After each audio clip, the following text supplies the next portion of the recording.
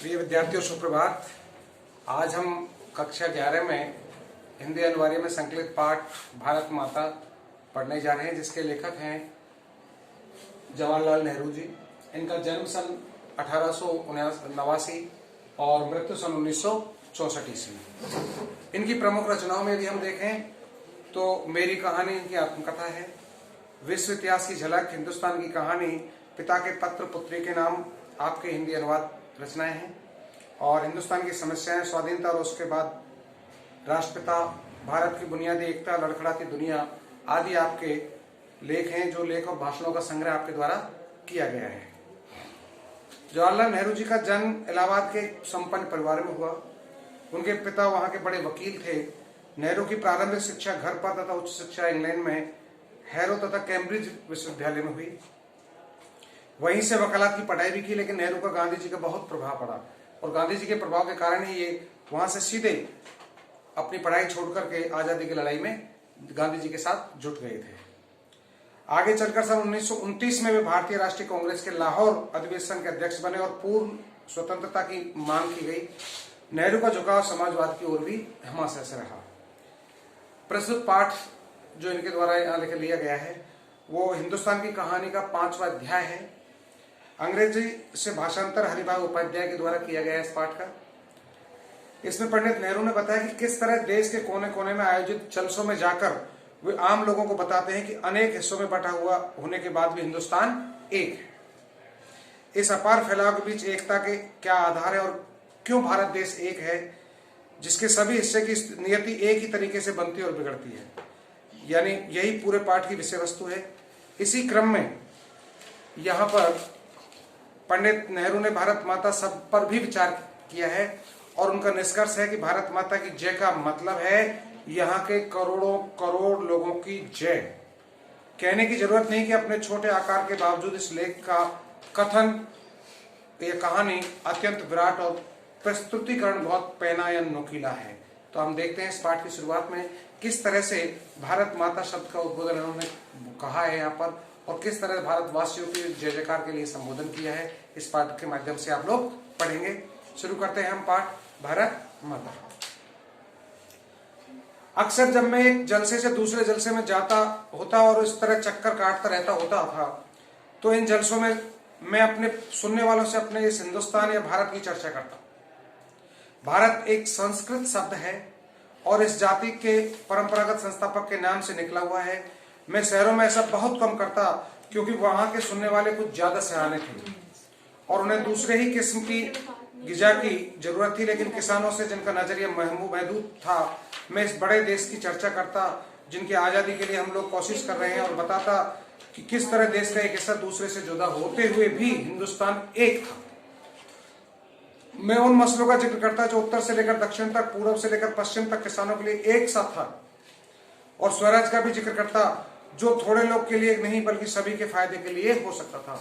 यानी नेहरू जी ये बताना चाहते हैं कि मैं जहां भी जाता, किसी भी जलसे में जहां भी लोग एकत्रित होते, तो वहां मैं अपने भारत देश के बारे में बातें करता, तो वहां पर मुझे यही चर्चाएं दूसरे को बताने को होती, तो सब लोग मेरे साथ देखें।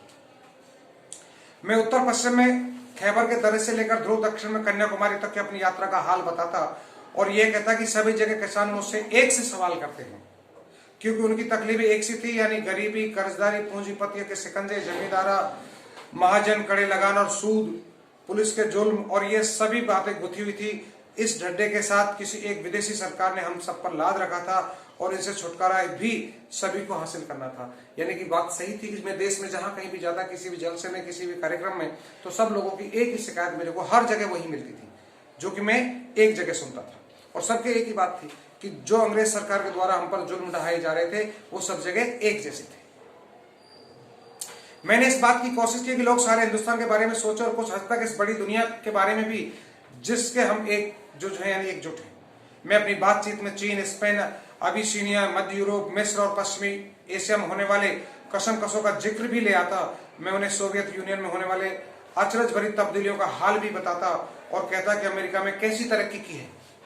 यह काम आसान ना था, लेकिन जैसे मैंने समझ रखा था वैसा मुश्किल भी नहीं था। हम चाहते तो काम सारा संभव था। मैंने ये आश्वासन दिया सभी देशवासियों को और बताने का प्रयास भी किया।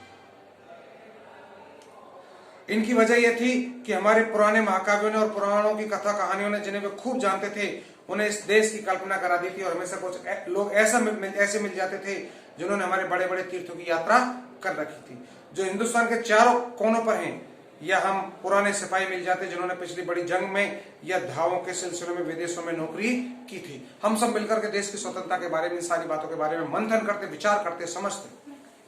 सन 30 के बाद जो आर्थिक मंदी पैदा हुई थी, उसकी वजह से दूसरे मुल्कों के बारे में मेरे हवाले उनकी समझ में आ जाते थे। यानी 30 के बाद में जो मंदी का दौर आया हमारे देश के अंदर, उन सारी बातों की जो देशवासियों के लिए मैं जहां भी एकत्रित होते वहां बताता, तो उन सब लोगों की समझ में ये बात आ जाया करती थी। कभी ऐसा भी होता कि जब मैं अपने किसी जलसे में पहुंचता, तो मेरा स्वागत भारत माता की जय शब्दों के साथ, इस नारे से जोर के साथ किया जाता।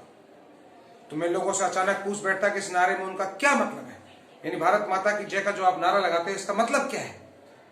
तो ये भारत माता कौन है जिसकी वे जय चाहते हैं। मेरे सवाल से उन्हें कुतूहल और ताजुब होता, और कुछ जवाब न बन पड़ने पर वो एक दूसरे की तरफ या मेरी तरफ देखने लग जाते। मैं स्वयं सवाल करता ही रहता।